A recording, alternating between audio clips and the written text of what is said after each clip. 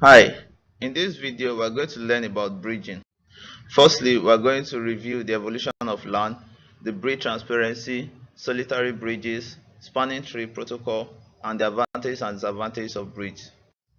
LAN topology. In the 1980s, coaxial cables are connected to computers, whereby maintenance is very complicated. But in the early 1990s, computers are connected using twisted pair to a common hub. But in the late 1990s, switches became cheaper and they replaced hubs. LAN interconnection. Comparing hubs and bridges. The hub provides physical interconnection, but collision will still occur because traffic will go everywhere around all nodes. In connection using bridge, there is separate MAC addresses for each port, which is known as segmentation of the collision domain. Bridges are being used in the 1980s, but they have very few ports. But in the early 1990s, hubs have been replaced by multi-port bridges. But in the late 1990s, switches are being used because they have many high-speed ports. In transparent bridge, the end station don't need to know about the bridge, and the bridge acts independently of the end stations, compared to the source routing bridge, which are non-transparent and less common.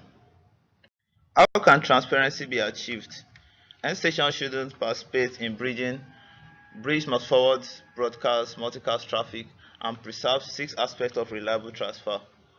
The limitations are reduced reliability, increased throughput, and delay will be affected. Bridge can join different LAN types like the Internet and the 802.11, and they differ by their frame length requirement and their services. Solitary bridge does learning, aging, forwarding, and complete bridge processes. What happens when a frame arrives? The bridge updates its database, filter out certain frames, forward the remaining frames. Each database entry contains this information, like the address of a station, the known port to reach that address, the recently used destination address, and the recently seen source address. The learning process are learning by source lookup, flooding, and replacement policy. Aging motivation. The database should not retain the learned information forever because mobile station may move, which can create loss when directing packets in the old direction, and the topology will change. How can aging be implemented? A recently seen flag is set when an address in database is matched to the source address. Addresses are deleted from the database if they haven't been recently used. Filtering is done if the destination address is known to be reachable.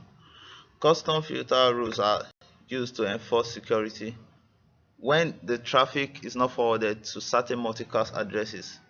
Then forwarding is done if unicast address and destination address is known. Whenever a frame arrives, the bridge learns by updating the database to record the direction of the source. Then it filters out certain frames, then it forwards the remaining frames. LANs can be interconnected in series, which can have a single point of failure, performance bottleneck, and security risk. And in hierarchy, where the bridge replaces the central LAN connection. Also in a hierarchy with multiple paths, where loops can occur, but we can use spanning tree to prevent the loops. The reason for spanning tree is to prevent loops. Bridge can be in one of the several modes like initializing, enabled, and disabled.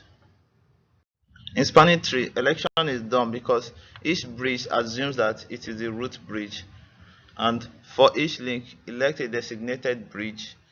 Then each bridge identifies a root port that leads towards the root, then maintain topology by regular advertisement. Advantages and disadvantages of bridge. Bridges are simple to use, they are simple to implement, and disadvantages are they have large addresses to classify, the implication of broadcasting, and suboptimal routing. Thank you very much for listening. The images are from lecture notes by Dr. Tim Moss.